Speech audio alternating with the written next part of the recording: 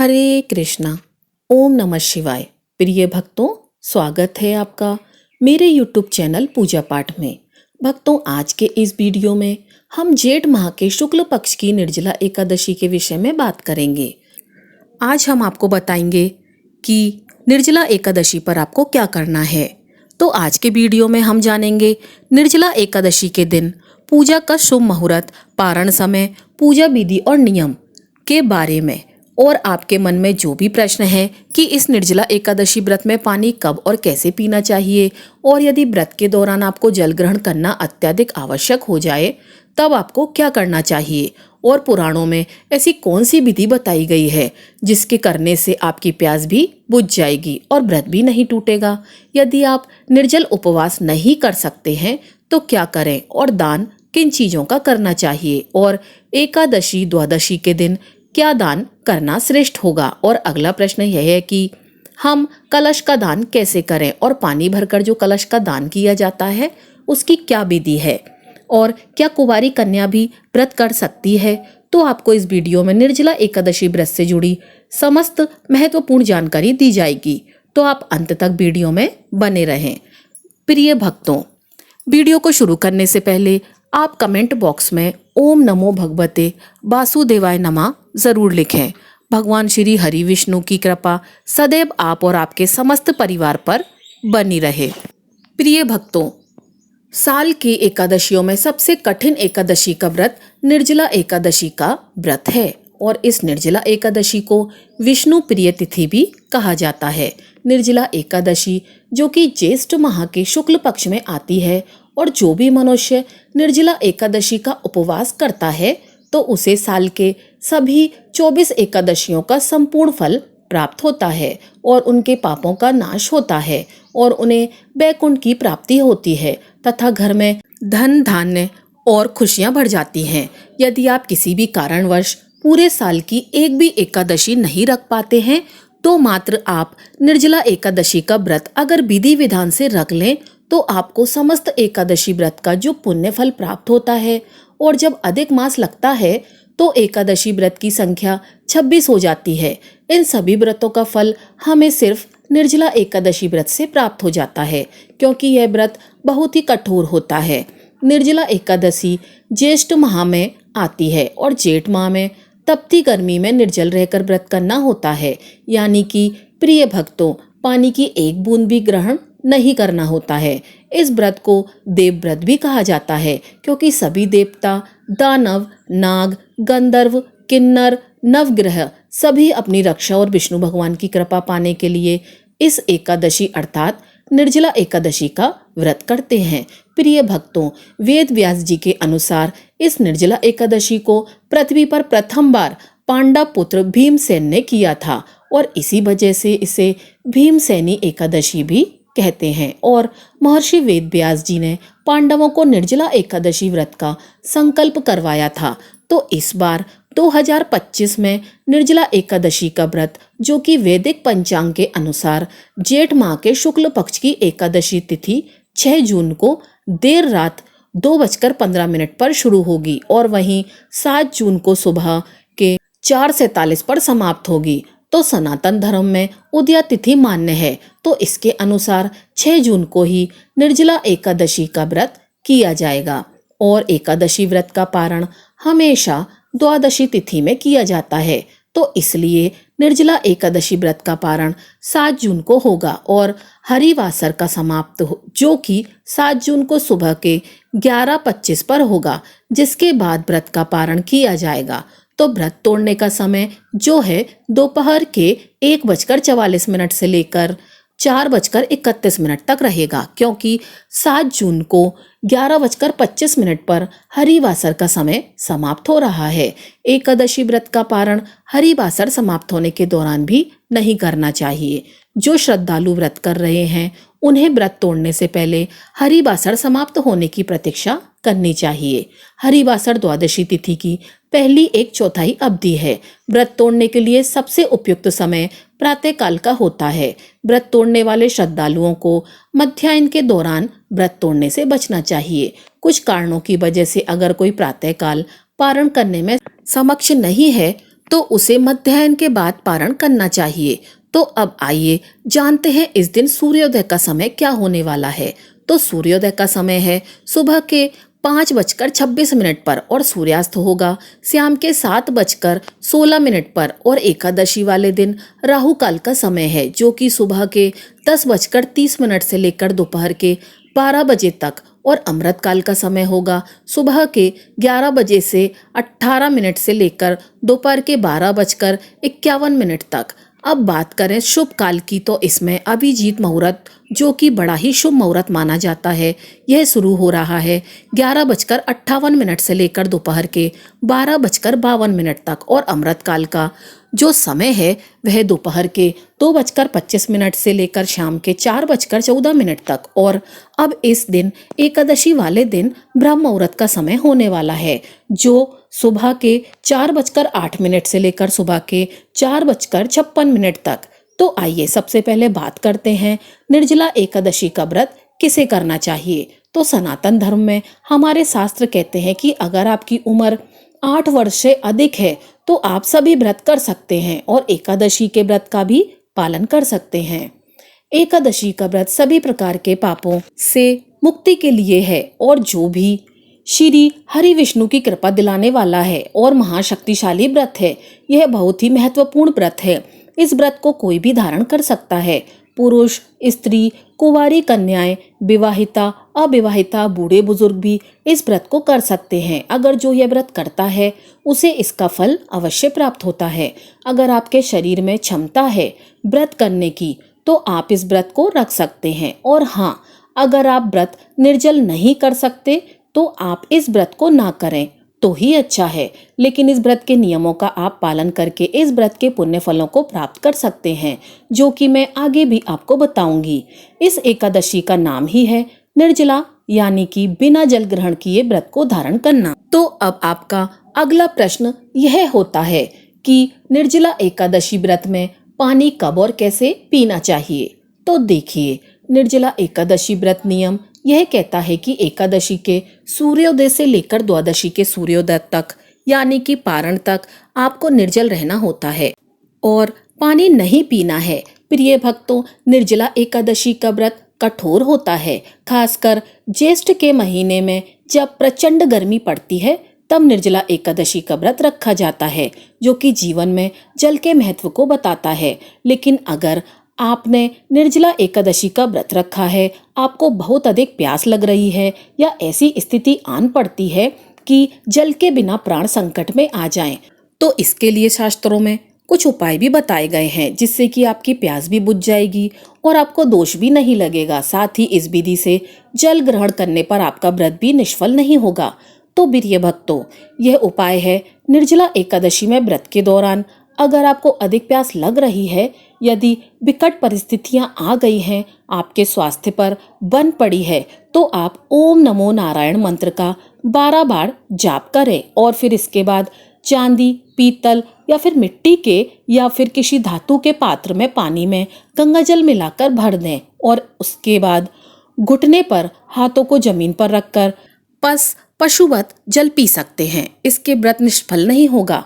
इस तरह से जल पीने के बाद आप व्रत का पालन करें और अगले दिन यानी द्वादशी तिथि को विधि पूर्वक निर्जला एकादशी का पालन करें। जिस तरह से जानवर पानी पीते हैं ठीक आपको उसी तरह से पानी पीना है। आप सीधे गिलास उठाकर हाथ से पानी नहीं पी सकते। यदि आप ऐसा करते हैं तो व्रत खंडित हो जाएगा। यदि आप पशुवत जल पिएंगे, आप ऐसे जल ग्रहण करके आप व्रत को आगे जारी रख सकते हैं। निर्जला एकादशी में व्रत के दौरान अगर आपका गला सूख रहा है तो आप आचमन कर सकते हैं। इसके अलावा आप कुल्ला करके पानी को बाहर निकाल सकते हैं जो कि पानी गले के नीचे नहीं उतरेगा, आपका व्रत भी नहीं टूटेगा। कहते हैं कि आचमन करने से आपका व्रत खंडित नहीं होता है। आचमन में आपको सिर्फ 1 घूंट जल ही ग्रहण करना होता है। अब बात करते हैं कि यदि निर्जल नहीं रह सकते तो क्या करें। यदि आप निर्जला एकादशी व्रत करना भी चाहते हैं और निर्जल आपको रहा भी नहीं जाता तो आप क्या करें।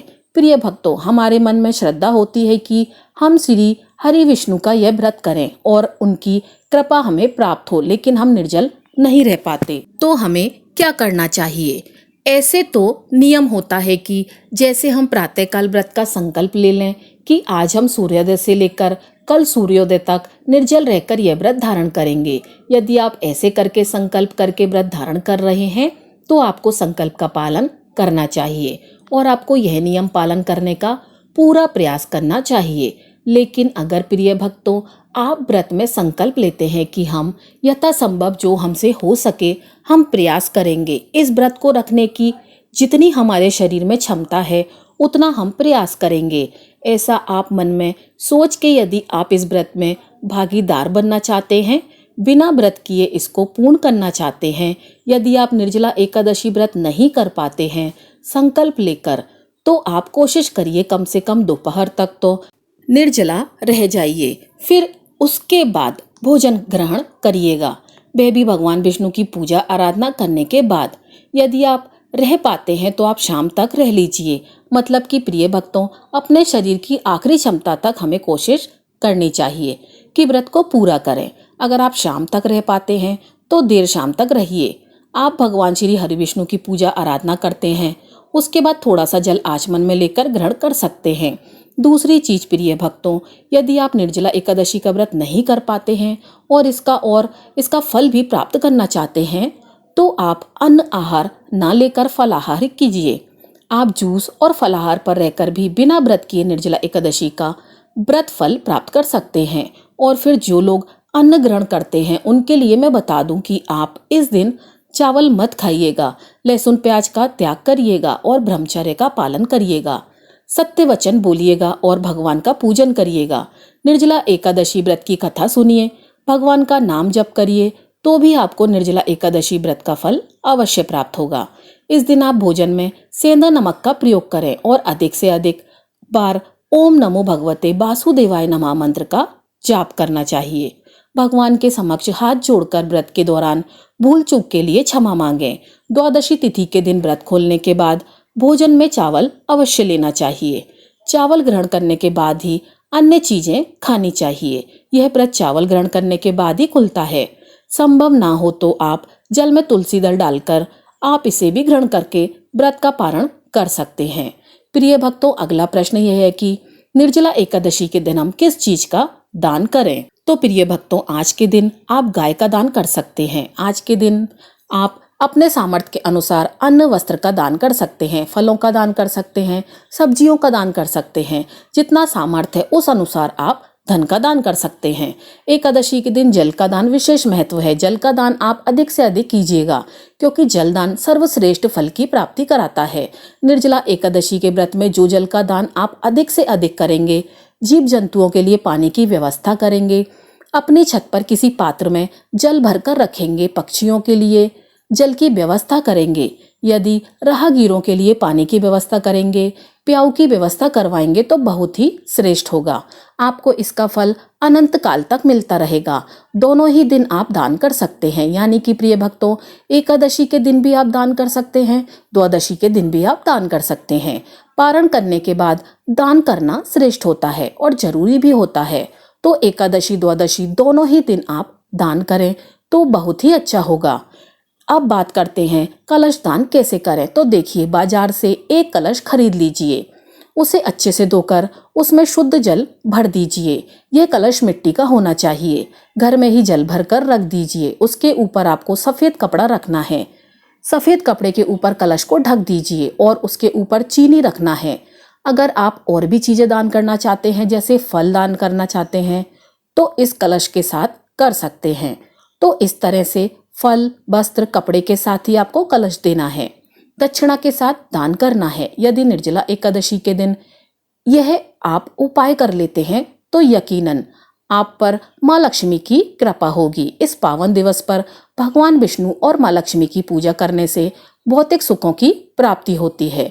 वहीं इस दिन को लेकर तुलसी से जुड़े कुछ उपाय भी बताए गए हैं, जिन्हें करने से शुभ फलों की प्राप्ति होती है। निर्जला एकादशी पर तुलसी के ये उपाय जरूर करना चाहिए। निर्जला एकादशी पर भगवान विष्णु की पूजा करते समय उन्हें तुलसी दल जरूर चढ़ाएं, क्योंकि इनके बिना श्री हरि की पूजा अधूरी मानी जाती है। ध्यान रहे कि एकादशी के दिन तुलसी दल नहीं तोड़ना चाहिए, इसलिए एक दिन पहले ही तुलसी के पत्ते तोड़कर रख लीजिए और द्वादशी को भूलकर भी तुलसी दल ना तोड़िएगा। जो भी ऐसा करता है वह भगवान विष्णु के सिर का मानो छेदन करता है। और इस दिन दीपक जलाइए। इस शुभ दिन पर शाम को तुलसी के पौधे के पास शुद्ध घी का दीपक जलाइए। इससे घर में माँ लक्ष्मी का वास होता है और शुभता का आगमन होता है। इसके साथ ही घर की नकारात्मकता समाप्त होती है। इस दिन तुलसी के पौधे की 11 बार परिक्रमा करें। परिक्रमा के दौरान ओम नमो भगवते वासुदेवाय नमः मंत्र का 108 बार जाप करें और तुलसी का यह मंत्र आप अवश्य बोलें। हरि प्रसाद जननी सुख सौभाग्य वर्धिनी यादि व्याधि हरा देवी तुलसी त्वम नमोस्तुते। इस मंत्र का आप तुलसी जी के समक्ष जाप अवश्य करें। इससे आपके घर में धन्य धान की वृद्धि होगी। इस उपाय को करने से कुंडली में किसी भी अशुभ ग्रहों का प्रभाव समाप्त होता है। इसके साथ ही सुफलों की प्राप्ति होती है। अब भगवान विष्णु को तुलसी की मंजरी अर्पित करना भी बहुत शुभ माना जाता है। इससे धन की मुश्किलें दूर होती हैं, आर्थिक स्थिति मजबूत होती है। ध्यान रहे, एकादशी के दिन तुलसी की मंजरी भी नहीं तोड़नी चाहिए। जो लोग धन से जुड़ी कामना करते हैं उन्हें इस दिन अपनी लंबाई जितना लंबा कलावा लेकर तुलसी जी को अपनी मनोकामना बताते हुए पौधे में बांध दें। इसके साथ ही पीले रंग का धागा लेकर उसमें 108 गांठें लगाकर तुलसी जी के पौधे के चारों ओर बांध दें। इससे आर्थिक तंगी दूर होती है। इस दिन किसी भी प्रकार का अनाज पूरी तरह से वर्जित है। कहते हैं इसमें फलाहार ही मान्य है। व्रत के दौरान मन को शांत और शुद्ध रखना चाहिए। किसी के प्रति बुरे विचार नहीं लाना चाहिए। तीखे भोजन से बचना चाहिए। इस व्रत में ब्रह्मचर्य का पालन करना चाहिए। शारीरिक इच्छाओं पर नियंत्रण रखना चाहिए। इस दिन भगवान विष्णु की पूजा अर्चना करनी चाहिए। भजन कीर्तन कहना और सुनना चाहिए। इसके साथ ही इस तिथि पर रात में जागरण करना भी अत्यंत शुभ माना जाता है। द्वादशी के दिन सूर्योदय के बाद व्रत का पारण करें। पारण करने से पहले जरूरतमंदों को दान दक्षिणा दें और पूजा करें। क्रोध से बचें। व्रत के दौरान क्रोध और लोभ जैसे नकारात्मक विचारों से दूर रहें। तो प्रिय भक्तों, निर्जला एकादशी का धार्मिक और आध्यात्मिक महत्व अधिक है। यह व्रत न केवल भक्तों के शारीरिक और मानसिक शुद्धिकरण में मदद करता है, बल्कि यह भगवान विष्णु की कृपा प्राप्त करने का भी सशक्त माध्यम है। इस व्रत को रखने से सभी पापों का नाश होता है और मोक्ष के द्वार खुलते हैं। ज्योतिष के अनुसार यह व्रत जन्म कुंडली में ग्रहों के नकारात्मक प्रभाव को कम करता है और सकारात्मक ऊर्जा प्रदान करता है। इस दिन जल, भोजन और अन्य वस्तुओं का दान करना विशेष रूप से पुण्य फलदायी माना जाता है। विशेषकर जल का दान करने से पितृदोष और चंद्रदोष के प्रभाव कम होते हैं। ये व्रत न केवल आध्यात्मिक उन्नति करता है, मार्ग प्रशस्त करता है, बल्कि भौतिक सुख, समृद्धि और मानसिक शांति भी प्रदान करता है। ये व्रत आत्म अनुशासन, भक्ति और तप का प्रतीक है, जो भक्तों को मोक्ष, समृद्धि और पापों से मुक्ति दिलाता है। उम्मीद करती हूँ मेरे द्वारा बताई गई यह जानकारी आपको बहुत अच्छी लगी होगी।